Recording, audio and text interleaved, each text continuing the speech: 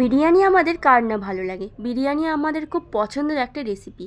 আর বিরিয়ানির নাম শুনলে আমার তো সবার প্রথমে চিকেন বিরিয়ানির কথাই মনে পড়ে। আমার চিকেন বিরিয়ানি খুব পছন্দের একটা রেসিপি। আর বিরিয়ানি কাছে পেলে আমার আর অন্য কোনো খাবার দাবারের দিকে কোনো নজরই যায় না। তো আজকে রান্না করব তোমাদের ফেভারিট চিকেন বিরিয়ানি। আর শুধু তোমাদের না, তার সাথে সাথে আমারও। তোমরা এর আগে আমাকে অনেকেই কমেন্টস করেছো যে দিদি ভাই, কেন তোমার চ্যানেলে তুমি বিরিয়ানি রেসিপি ছাড়ছো না। তো আজকে সেই সমস্ত বন্ধুদেরকে আমি বলবো, প্রিয়াঙ্কা বলে ইউটিউব চ্যানেলে আজকে কিন্তু বিরিয়ানি রেসিপি আপলোড করা হচ্ছে। তোমরা প্লিজ বিরিয়ানি রেসিপিটা প্রথম থেকে শেষ পর্যন্ত দেখে নিও। তো বাই দ্য ওয়ে, আমি প্রিয়াঙ্কা ওয়ালা ইউটিউব চ্যানেল থেকে তোমাদের সবাইকে জানাই অনেক অনেক স্বাগত। তো বিরিয়ানি করার জন্য সবার প্রথমে ইন্ডিয়া গেটের আমি যে চালটা সেটা নিয়ে নিয়েছি, বিরিয়ানি যে রাইস, তো সেটাকে আমি ভালো করে একটা গামলার মধ্যে ঢেলে নিয়েছি। তো 1 প্যাকেট চালই নিয়েছি আর ভালো করে ভিজিয়ে রেখেছি। তো প্রায় আধা ঘন্টার কাছাকাছি আমি কিন্তু চালটা ভিজিয়ে রাখবো। আর ততক্ষণে এদিকে আমি দেখো বিরিয়ানিতে যে আলুটা লাগবে সেই আলুটা কিন্তু আমি সুন্দর করে কেটে ধুয়ে নিয়েছি। এরপর আলুর মধ্যে দিয়ে দেবো পরিমাণ মতো একটুখানি জল আর একটুখানি হলুদ দেবো, কারণ এই বিরিয়ানিতে আমি কোনো রকম ফ্রুট কালার ব্যবহার করব না। একেবারে ঘরোয়াভাবে আমি বিরিয়ানিটা রান্না করব। তো তোমরা তো অনেকেই রেস্টুরেন্টে বড় বড় নামি দামি হোটেলে খেয়েছো। তো একবার এইরকমভাবে ঘরোয়া পদ্ধতিতে বাড়িতে যদি বিরিয়ানি রান্না করে খাও, তাহলে তোমাদের কিন্তু রেস্টুরেন্টে খাওয়ার কথা ভুলে যেতেই হবে। তো দেখো এখানে আলুটা আমি তো ওখানেতে সেদ্ধ করতে দিলাম। আর এদিকে আমার চালটা প্রায় আধা ঘন্টার মতো ভিজিয়ে রাখার পর আমি হাঁড়িতে বেশ খানিকটা জল দিয়ে দিয়েছিলাম। জলটা বেশ গরম হয়ে গেলে তারপর দিয়ে দিলাম ভিজিয়ে রাখা চালগুলো। তারপর আমি উপর থেকে ছড়িয়ে দিলাম এলাচ, লবঙ্গ আর 2টো তেজপাতা, যাতে সেন্টটা খুব সুন্দর আসে। তো তারপর এখানে দেখো ভাতটা অর্ধেকটা হয়ে গেলে, অর্ধেক সেদ্ধ হয়ে গেলে আমি এখানে দিয়ে দিলাম কেওড়া জল আর দেবো গোলাপ জল।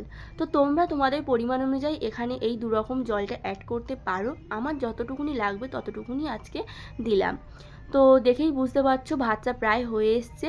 তো বিরিয়ানির যে ভাতটা সেটা কিন্তু খুব বেশি সেদ্ধ হলে হবে না, 60 থেকে 70% সেদ্ধ হতে হবে।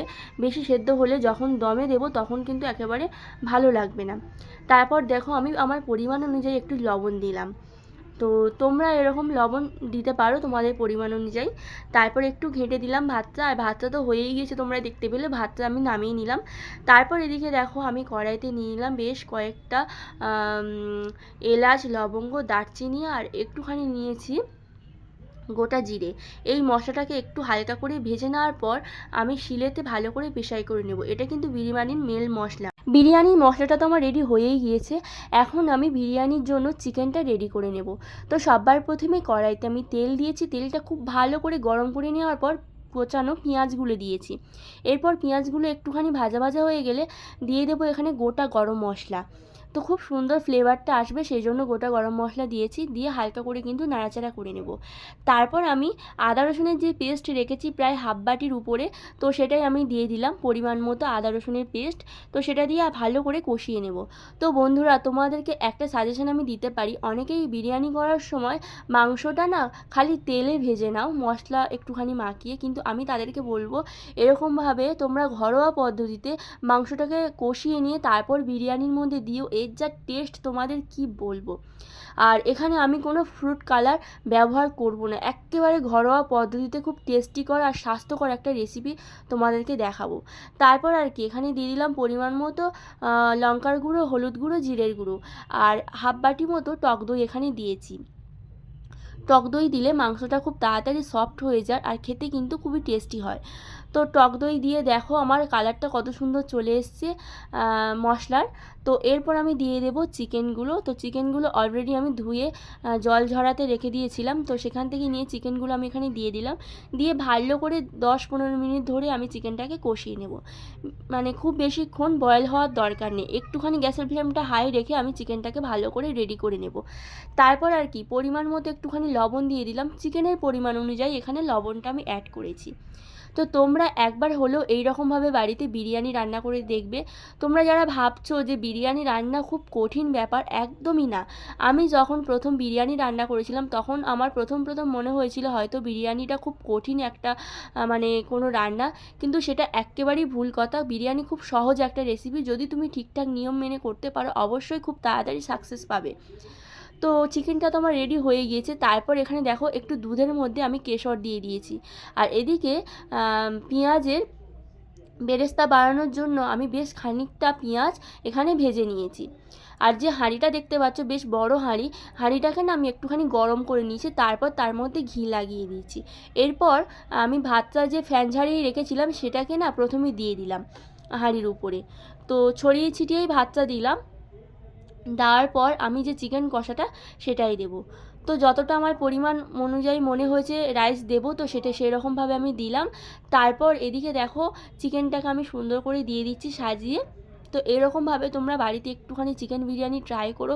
এত সুন্দর খেতে হয়েছিল গরম গরম চিকেন বিরিয়ানি, তোমাদের কি বলবো। আর বিরিয়ানি মানেই তো তোমরা জানো কেমন সুস্বাদু একটা রেসিপি, আর সেটা যদি এরকমভাবে এই পদ্ধতিতে বাড়িতে বানানো যায় তাহলে তো তার কোনো আর তুলনাই হয় না। তো তারপর দেখো উপর থেকে পেঁয়াজের বেরেস্তাটা আমি দিয়ে দিলাম, আর এদিকে যে বিরিয়ানির মশলাটা আমি রেডি করেছিলাম সেটাই কিন্তু উপর থেকে ছড়িয়ে দিলাম। তো প্রথমে এক কোট দেওয়া হয়ে গিয়েছে, আমি এখন আলুগুলো দিয়ে দেবো। তো আলুগুলো দেখো আলুগুলোর মধ্যে কত সুন্দর কালার চলে এসছে। তারপর আমি এখানে আরও একটুখানি রাইস উপর থেকে দিয়ে দিলাম। যেহেতু আমার অনেকটা বিরিয়ানি সেই জন্য এরকম লেভেলের পর লেভেল, একবার মাংস, একবার আলু, একবার ভাত, এরকমভাবে আমি কিন্তু দেবো। আর সবশেষে আমার কমপ্লিট রাইস দেওয়া, এখন আমি দিয়ে দিলাম উপর থেকে ছড়িয়ে বিরিয়ানির জন্য যে মশলাটা সেটা। তারপর আর কি উপর থেকে আরও একটুখানি বেরেস্তা দিয়ে দিলাম পেঁয়াজের। তো এরপর আমি কেশরে যে দুধটা ভিজিয়ে রেখেছিলাম সেটাই দিয়ে দিলাম। আর হ্যাঁ, অবশ্যই তোমরা এটা খেয়াল রাখবে দুধটা যেন একটুখানি গরম হয়, গরম দুধের মধ্যেই কিন্তু কেশরটা দিতে হবে।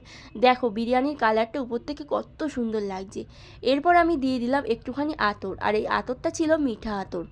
তো তোমরা যে কোনো আতরই ব্যবহার করতে পারো তোমাদের পছন্দ অনুযায়ী। তারপর আর কি আমি এলাচের গুঁড়ো দিয়ে দিলাম। এরপর বিরিয়ানিটা আমি দমে বসাবো, তার জন্য ঢাকনা দিয়ে এদিকে দেখো আমি একটুখানি আটা মেখে নিচ্ছি, কারণ এই আটাটা না লেবেল করে আমি হাঁড়ির মুখের উপর লাগিয়ে দেবো সাইডে, যাতে হাঁড়ির এখান দিয়ে বিরিয়ানির ধোঁয়াটা যাতে না বেরোয়। তো প্রায় আধা ঘন্টা থেকে পৌনে 1 ঘন্টা আমি বিরিয়ানিটা দমে রেখেছিলাম। তো দেখো এখন আমার চিকেন বিরিয়ানি পুরোপুরিভাবে কমপ্লিট। তোমরা হয়তো ভাবছো বিরিয়ানিটা দেখতে এরকম হয়েছে, তো বন্ধুরা আমি তো ফ্রুট কালার দিইনি, সেই জন্য বিরিয়ানিটা এরকমই দেখতে হয়েছে। তো অতটা লাল লাল হয়নি, আর দোকানে তো ফ্রুট কালার দেয় সেই জন্য বিরিয়ানিটা দেখলেই মনে হয় যেন লাল লাল। তো যাই হোক বিরিয়ানিটা কিন্তু খুব সুন্দর ছিল। আমার বাড়ির সদস্যরা কিন্তু খুব তৃপ্তি করে খেয়েছে বিরিয়ানিটা। আর এদিকে দেখো আমার হাজব্যান্ডকে সববার প্রথমেই দিয়ে দিয়েছি, ও বিরিয়ানির গন্ধ শুনেই বলছে আমাকে তাড়াতাড়ি দাও। তো খুব পছন্দ করে বিরিয়ানিটা খেলো। তো ভিডিওটা কেমন লাগলো অবশ্যই জানিও। আজকের এই পর্যন্ত, টাটা।